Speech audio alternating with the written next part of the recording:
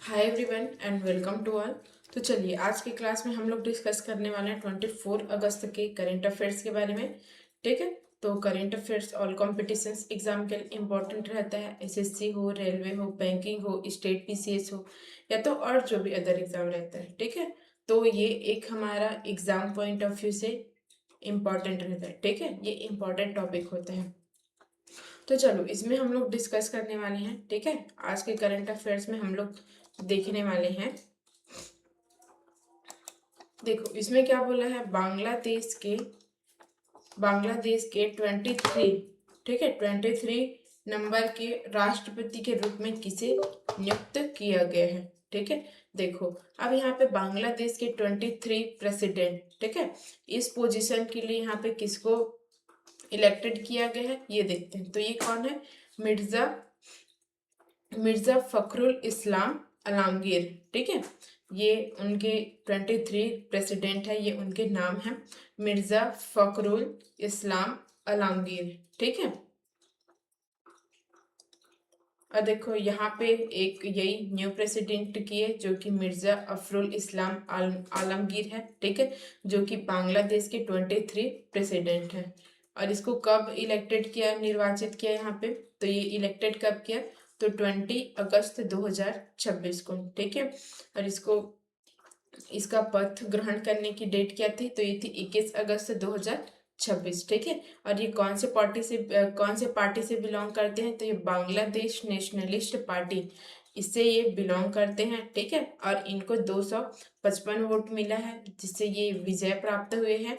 और इसके opposite team थे कर्नल ओली अहमद। ठीक है, अपोजिट में कौन थे इसके, कर्नल, जो कि एक सेनानिवृत्त है, ओली अहमद। इनको कितने सीट मतलब कितने वोट्स मिले हैं, तो इनको 88 वोट मिले हैं। ठीक है, और देखो ये जहाँ पे ये इलेक्शन हुए हैं उस जगह, वहाँ कौन सी जगह पे ये इलेक्शन हुआ है, तो जातीय संसद भवन ढाका।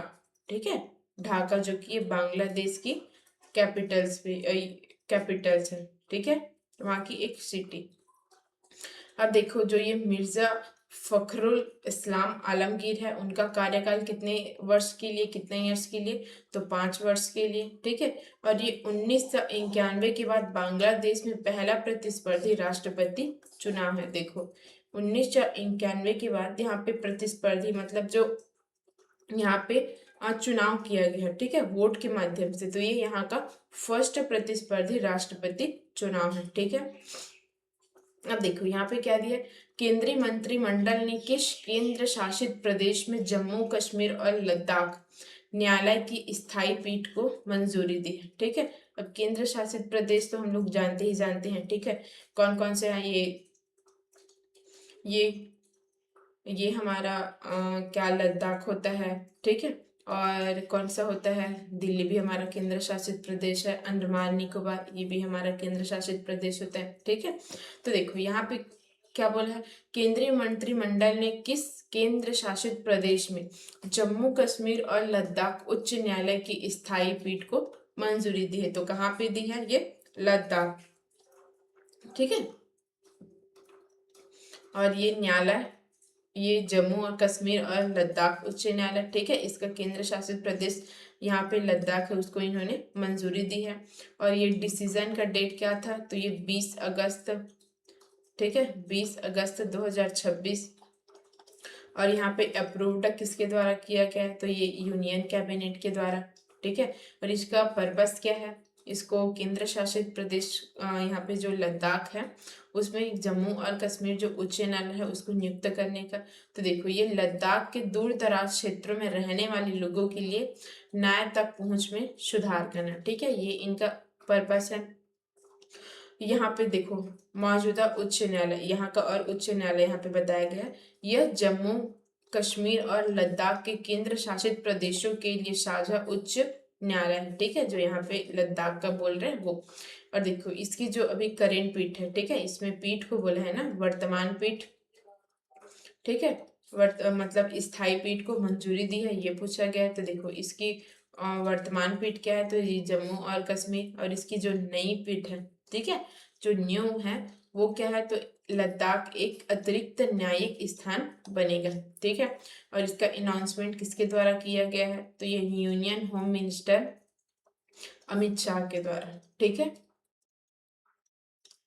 फिर आगे देखो, राष्ट्रीय महिला आयोग NCW, national commission for women. ठीक है, नेशनल कमीशन फॉर वुमेन ने यशोदा AI आर्टिफिशियल इंटेलिजेंस महिलाओं के लिए AI सशक्तिकरण की राह कार्यक्रम कहाँ आयोजित किया है, तो ये जालंधर में। ठीक है, देखो इस कार्यक्रम का नाम क्या है, तो यशोदा AI महिलाओं के AI सशक्तिकरण की एक राह है। ठीक है, जो कि कहाँ पे आयोजित किया गया है, तो ये जालंधर जो कि पंजाब में है। ठीक है, इसका लोकेशंस क्या है, तो ये लवली प्रोफेशनल यूनिवर्सिटी। ठीक है, और इसके ऑर्गेनाइजर कौन है, इसको किसके द्वारा ऑर्गेनाइज किए गए हैं, तो नेशनल कमीशन फॉर वुमेन इसके द्वारा इसको ऑर्गेनाइज किया गया है। ठीक है, और ये NCW इसकी अध्यक्ष कौन है, तो ये विजया राहतकर। ठीक है, और इसका मेन फोकस क्या है, तो ये महिलाओं में AI साक्षरता और डिजिटल सशक्तिकरण इनका मेन फोकस है। ठीक है, इसमें AI, डिजिटल सुरक्षा, साइबर सुरक्षा, कानूनी जागरूकता और महिला नेतृत्व, ये ऐसे कुछ प्रमुख एरियाज है जो कि इसके अंडर में आते हैं। ठीक है, अब यहाँ पे क्या बोला गया है, जो ये यशोदा AI है उसका लॉन्च कब किया गया था, तो यशोदा AI का लॉन्च 22 मई 2025 को किया गया था। ठीक है, 22 मई 2025, तो इस दिन इसका लॉन्च किया गया था यशोदा AI का। और ये महात्मा ज्योतिबा फुले रोहिलखंड विश्वविद्यालय बरेली, ये कहाँ पे है, उत्तर प्रदेश में। ठीक है, तो यहीं पे ही इसको जो यशोदा AI है उसको लॉन्च किया गया है। ठीक है, और इससे कुछ ये और एडिशनल प्रोग्राम्स है, तो ये क्या क्या है, तो जालंधर में युवा महिलाओं को सशस्त्र बलों में करियर तलाशने के लिए प्रोत्साहित करने हेतु शी सर्विस का भी उद्घाटन किया गया। ठीक है, ये और यहाँ पे एक और लॉन्च की गया शी सर्विस, तो उसका भी इनॉग्रेशन किया गया है वहां पे। ठीक है, फिर उसके बाद देखो फ्रेंड्स ऑफ माई भारत। ठीक है, फ्रेंड्स ऑफ माई भारत ये एक पहल है, इसके लिए ये किसके लिए शुरू किया गया है, यहाँ पे फ्रेंड्स ऑफ माई भारत, तो ये दुनिया भर में रहने वाले भारतीय मूल के युवाओं के लिए। ठीक है, मतलब जो जिनका जन्म यहाँ भारत से ही हुआ है, तो ये उन युवाओं के लिए जो कि दुनिया भर में रहते हैं। ठीक है, और देखो इसको फिर इसके बाद ये किसके द्वारा इसको लॉन्च किया गया है, तो युवा मामले और खेल मंत्रालय के द्वारा। ठीक है, और इसका विदेश में रहने वाले भारतीय मूल के युवा कुछ इसका टारगेट ग्रुप है। ठीक है, ये जो इनिशिएटिव है जो फ्रेंड्स ऑफ माई भारत उसको लॉन्च करने का, और इसका ये प्लेटफॉर्म कौन सा है, तो ये माई भारत प्लेटफॉर्म है। ठीक है, और इसका लॉन्च, ठीक है, इसका लॉन्च या तो अनाउंसमेंट कब किया गया है, तो ये 19 अगस्त 2026 को। ठीक है, 19 अगस्त 2026 को इसका लॉन्च किया गया है। और इसका अनाउंसमेंट, ठीक है, इसका अनाउंसमेंट किसके द्वारा किया गया है, रक्षा खड़से। ठीक है, रक्षा खड़से जो कि केंद्रीय युवा मामले और खेल राज्य मंत्री है। ठीक है, और इसका यहाँ पे कुछ पर्पस दिया गया है, तो ये वैश्विक भारतीय युवाओं को भारत के विकास और राष्ट्र निर्माण गतिविधियों से जोड़ना इनका मेन पर्पस है। ठीक है, और इसका देखो ये अपॉर्चुनिटीज भी है इसमें। ठीक है, तो इसके कुछ देखो मेन अपॉर्चुनिटीज है, तो ये क्या क्या है, स्वयं सेवा, युवा कार्यक्रम, युवा क्लब और राष्ट्रीय निर्माण गतिविधियां। ठीक है, तो ये सब इससे रिलेटेड कुछ अपॉर्चुनिटीज है, और इसके बारे में ये विशेषता भी दिया गया है, तो नो यूर इंडिया अनुभाग, जिसमें भारत की संस्कृति, विरासत, इतिहास और पर्यटन को यहाँ पे शामिल किया जाता है। ठीक है, अब यहाँ पे देखो RBI ने LIC को HDFC बैंक में अपनी हिस्सेदारी कितने प्रतिशत तक बढ़ाने की अनुमति दी है। अब देखो ये RBI है, भारतीय रिजर्व बैंक। ठीक है, ये LIC है, जीवन बीमा निगम। तो इसको, ठीक है, जो RBI है उसने LIC को HDFC बैंक में अपनी हिस्सेदारी कितना प्रतिशत तक बढ़ाने की अनुमति दी है? तो 9.99%, मतलब 0.01% कम 10%, ठीक है। अब देखो ये इन्वेस्टर्स कौन है, तो ये भारतीय जीवन बीमा निगम, ठीक है, LIC। और देखो ये बैंक का नाम क्या है, HDFC बैंक, ठीक है। और इसमें कितनी हिस्सेदारी यहाँ पे अनुमत की गया है, ठीक है, मैक्सिमम परमिटेड स्टैक्स, तो ये 9.99%। और यहाँ पे LIC की एग्जिस्टिंग स्टेक क्या है, तो ये 4.11% है, ठीक है। अब यहाँ पे देखो ये अतिरिक्त संभावित हिस्सेदारी ये क्या है, तो ये 5.88, ठीक है। ये देखो यहाँ पे 9.99 है, यहाँ पे अनुमत किया गया है, ठीक है, अनुमत हिस्सेदारी इसकी। और LIC की जो मौजूदा है, ठीक है, एग्जिस्टिंग हिस्सेदारी है वो कितनी है, 4.11। और इसमें अतिरिक्त जो संभावित वहाँ पे और यहाँ पे क्या किए गए, मतलब एक्सटेंड किए गए, ठीक है। तो क्या है आपका 5.88 यहाँ पे इंक्रीज हुआ है। और ये RBI की मंजूरी की डेट क्या है यहाँ पे, तो ये 19 अगस्त 2026, ठीक है। और देखो इसमें क्या है, तो ये भुगतान की गई शेयर पूंजी या मतदान अधिकारों के, ठीक है, इसमें 9.99% तक के अधीन, ठीक है, यहाँ पे अधिकारों के 9.99% तक यहाँ पे किया गया है। और ये RBI, SEBI, FEMA और अन्य लागू नियामक आवश्यकताओं के अधीन है, ठीक है। फिर इसके बाद क्या दिया है, BRICS chamber of commerce and industries, ठीक है। तो इसमें क्या दिया हुआ है आपको, इसके मानद सलाहकार, ठीक है, मतलब ऑनरली एडवाइजर के रूप में किसको यहाँ पे अपॉइंटेड किया गया है, ठीक है। तो डॉक्टर इलूरी धीवर को यहाँ पे अपॉइंटेड किया गया है। अब देखो जो ये इसके चेयरमैन कौन है, BRICS chamber of commerce and industry, इसके चेयरमैन कौन है, इसके चेयरमैन है समीप शास्त्री, ठीक है। और इसके वाइस चेयरमैन कौन है, ठीक है, इसके वाइस चेयरमैन का नाम क्या है, तो यह है अतुल बंसल,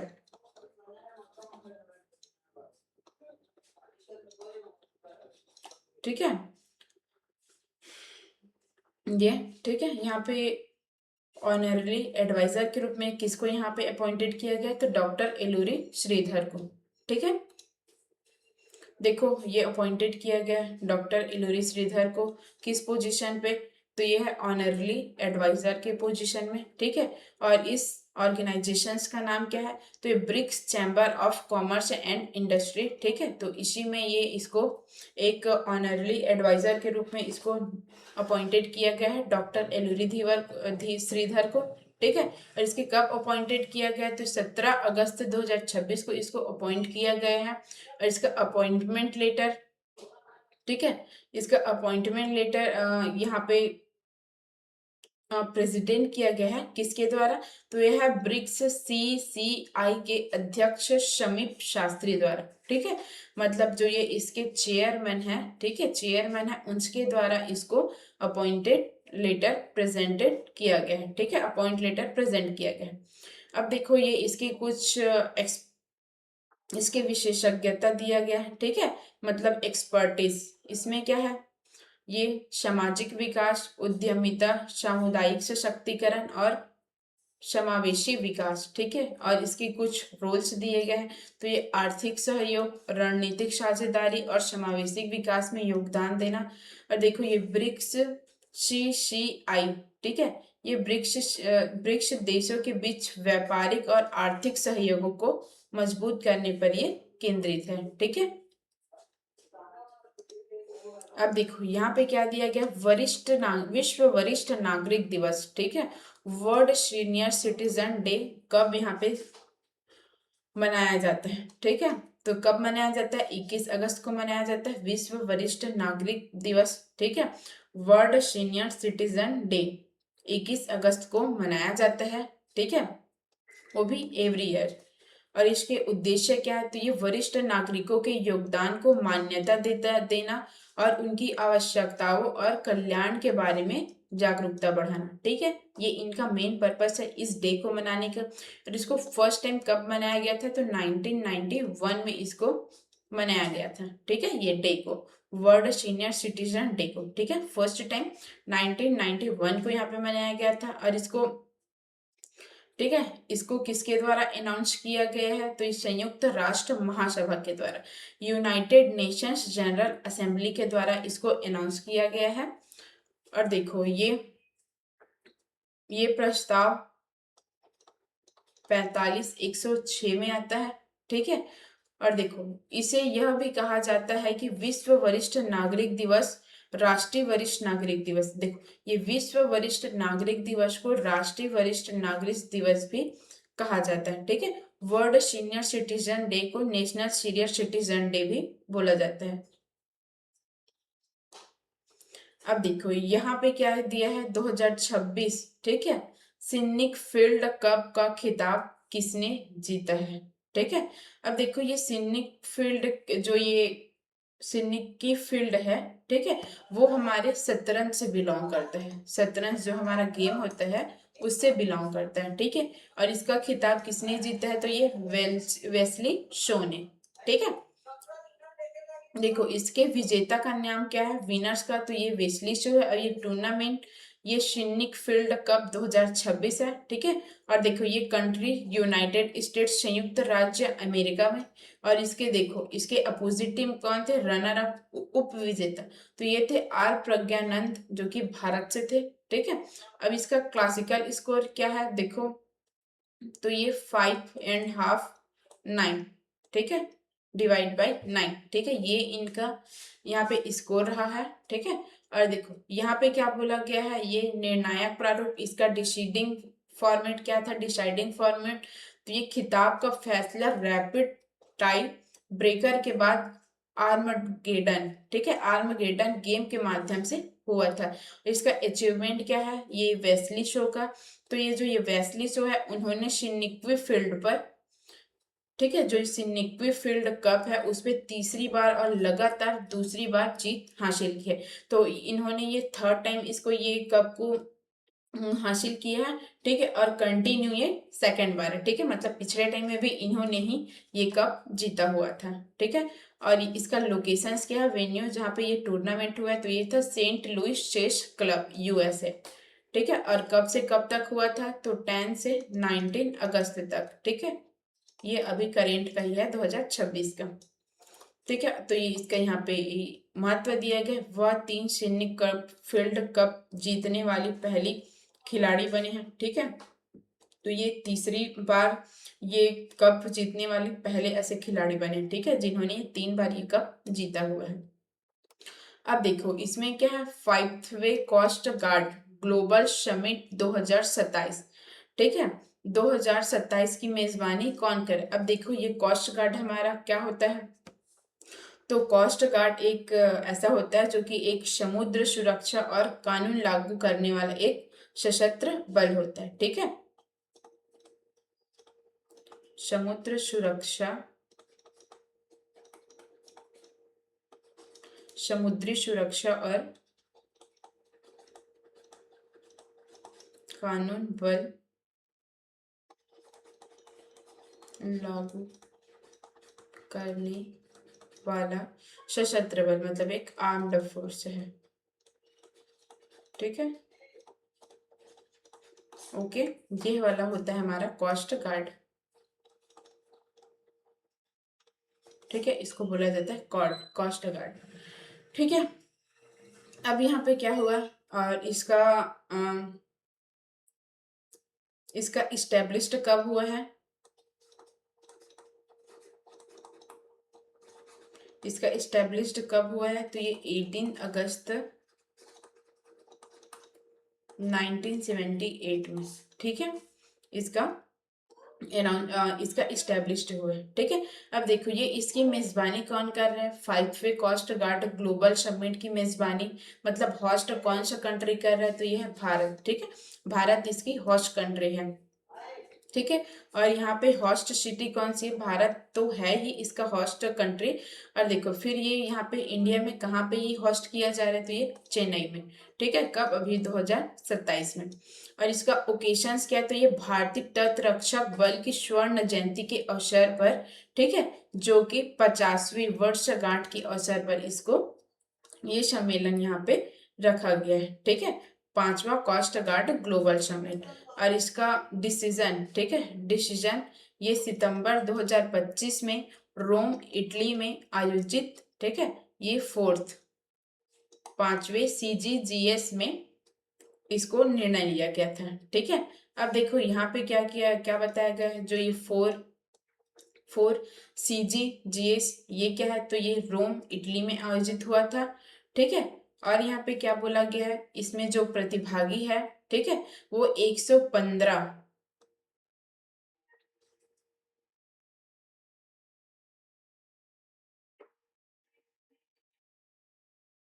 ठीक है। यहाँ पे क्या बोला गया है, 100, अच्छा यहाँ पे कितने कंट्री से है, 99 कंट्रीज। और यहाँ पे क्षेत्रों के, यहाँ पे कितने, यहाँ पे कोस्ट गार्ड है, तो ये है 115, ठीक है। 115 यहाँ पे कोस्ट गार्ड है, कितने यहाँ पे कंट्रीज या तो एरिया से, तो ये 99, ठीक है। और ये इसका आयोजन कहाँ पे है, अंतरराष्ट्रीय कोस्ट गार्ड फ्लीट रिव्यू और वर्ल्ड कोस्ट गार्ड सेमिनार है, ठीक है।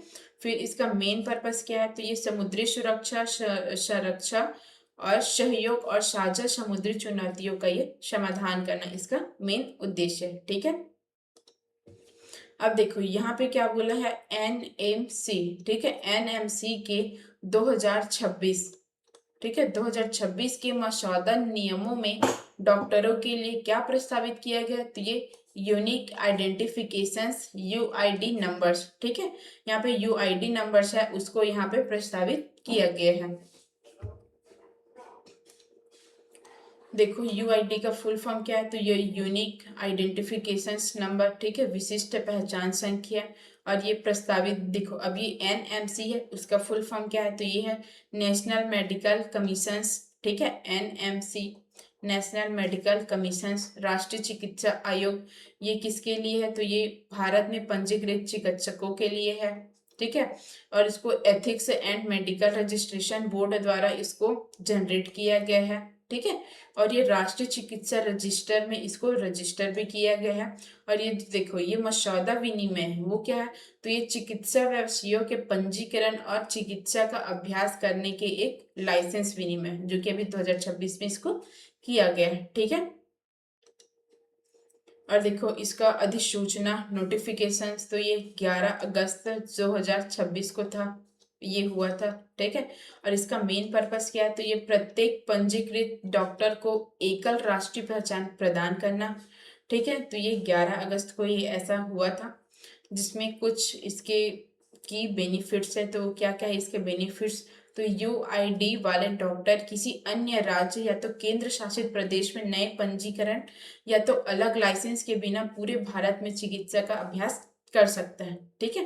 अब इसकी जो लाइसेंस है उसकी वैलिडिटी क्या होती है, तो ये 5 वर्ष के लिए है, ठीक है। मतलब प्रस्तावित ढांचे के तहत 5 वर्ष, मतलब इसको 5 years के अंडर ही इसको प्रपोज्ड फ्रेमवर्क है इसका, ठीक है। अब देखो ये यहाँ पे एक्साइस्टिंग डॉक्टर्स क्या है, तो एक बार UID अपडेट करने का प्रस्ताव है, जिसके लिए कोई शुल्क नहीं लिया जाएगा, ठीक है। और इसकी स्टेटस, तो ये मसौदा विनिमय है, अंतिम नियम नहीं है, ठीक है। तो ये मसौदा विनिमय, इसमें आपको समझ आया ना कि इसमें जो ये डॉक्टर्स वाला रहता है उसमें ये UID अपडेट किया जाता है, ठीक है। UID अपडेट किया जाता है, जिसमें ये यहाँ पे दिया गया, ठीक है। देखो ये चिकित्सा व्यवसायियों के पंजीकरण और चिकित्सा का अभ्यास करने के लिए एक लाइसेंस या तो ये विनिमय है, ठीक है, लाइसेंस विनिमय है, मतलब लाइसेंस में ये संशोधन वाला है, ठीक है। तो आज का क्लास हम लोग इतना ही रखते हैं, ठीक है। अगर आपको इससे रिलेटेड कोई भी इंक्वायरी होगी तो नीचे डिस्क्रिप्शन बॉक्स में व्हाट्सअप नंबर दिया गया है, आप उस पर इंक्वायरी कर सकते हैं। और जो ये आज का क्लास हुआ उसका PDF आपको टेलीग्राम चैनल में अपलोड कर दिया जाएगा, तो आप लोग वहां से इसका PDF ले सकते हैं, ठीक है। तो थैंक यू सो मच, मिलते हैं नेक्स्ट क्लास में, तब तक के लिए वेल डन।